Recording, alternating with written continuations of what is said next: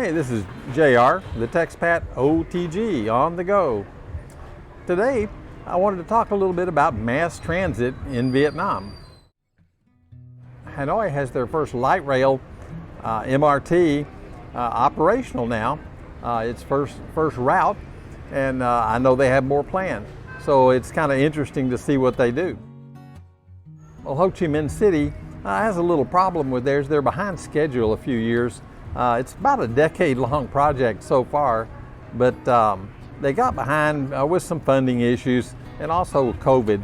So it's going to be about a year and a half probably before they're up and accepting riders. They say they're going to open in 2023 and be fully operational in 2024. So I think that's a possibility too. They are definitely making progress now. What got me interested in this was I saw a news article about the cars that were in storage here for the new mass transit. They've already been tagged. Tagging is graffiti, and these cars are all covered with graffiti now. It's a problem that they have in the U.S. It's a problem they have everywhere with light rail cars. The boys with the spray cans are after them from the minute they put them on the track, or in this case, the minute they're stored here. So they're going to have to clean them up before they can get the light rail in operation. The big issue is whether people will ride it or not. It's hard to say right now. The Hanoi light rail has had a problem with ridership. After their initial promotion where they let people ride for free for a few weeks, ridership just abruptly dropped off. So, that's kind of a bit of a problem, and it may be a precursor to a bigger problem. The MRT's got a lot of advantages. It's not a big polluter. It's fast, clean, safe. There's a lot of advantages to a light rail system. But if you can't get people on it, there's no advantage to the light rail system. It'll just eat your money and eventually go under. So currently, what are people doing for transportation?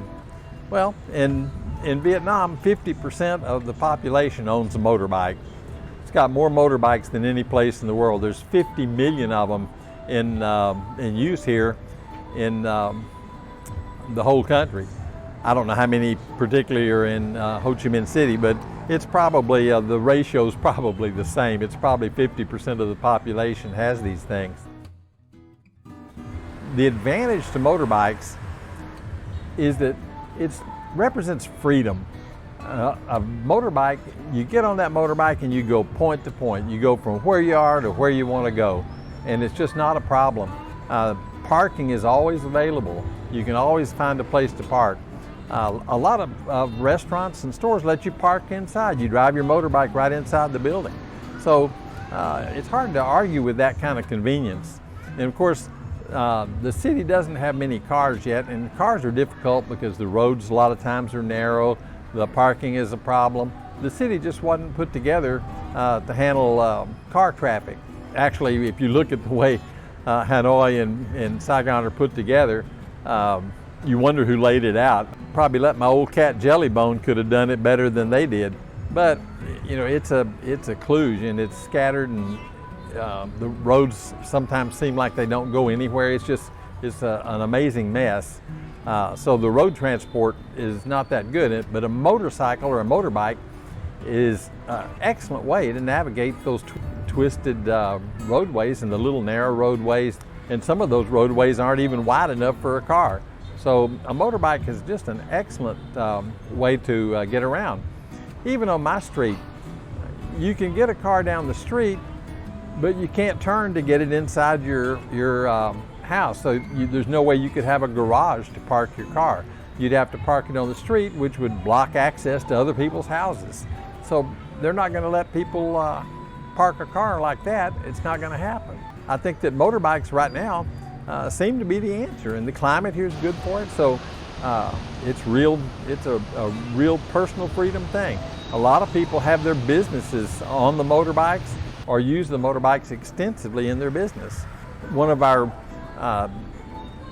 businesses right on our street sells toilets and lavatories, things like that, bathroom fixtures. And a lot of times you'll see one of his delivery motorbikes driving down the street with a toilet on the back. It's kind of funny, but it's a great way for him to deliver his products. And it's going to be hard to get him to go to another method. He certainly can't take it on an MRT. The old motorbikes are polluters. They're real bad polluters. But if they can figure out a way maybe to update the motorbikes to a later model fleet, you know, and retire a lot of these old motorbikes, it may be possible to clean up the air a little bit even before mass transit comes about. That would be a real nice thing. What might wind up being the most successful mass transit system in Vietnam is ride sharing. Ride sharing has the advantage of point-to-point transportation. The cost is low. You don't have to buy your motorbike. You're using somebody else's. They also have cars. So if your trip requires you to have a car or a van, they have those for ride sharing. So it may wind up being the mass transit of choice. And the MRTs may suffer from low ridership because of that. I do think you'll have riders if they live near a station and they work near a station. But there's a term in mass transit lingo called the last mile. The last mile means getting from the station to where you need to be, to the mall, to work, to your friend's house, wherever you're going. And that's the problem, because here you hit that last station and it may cost as much as the MRT ride to get from the station to your final destination. So I see that as a real issue. But the main thing that people are not going to give up to ride an MRT is their freedom. And motorbikes represent freedom here. They allow you to go wherever you want to go, when you want to go, with no restriction. And I do think that that's a hard thing to sell against. And the MRT is going to have a problem selling their service against the freedom of a motorbike. Anyway, that's kind of my opinion on this whole thing. This is JR, the TechSpat on the go, saying thank you all for watching, and we'll see what happens with this MRT system.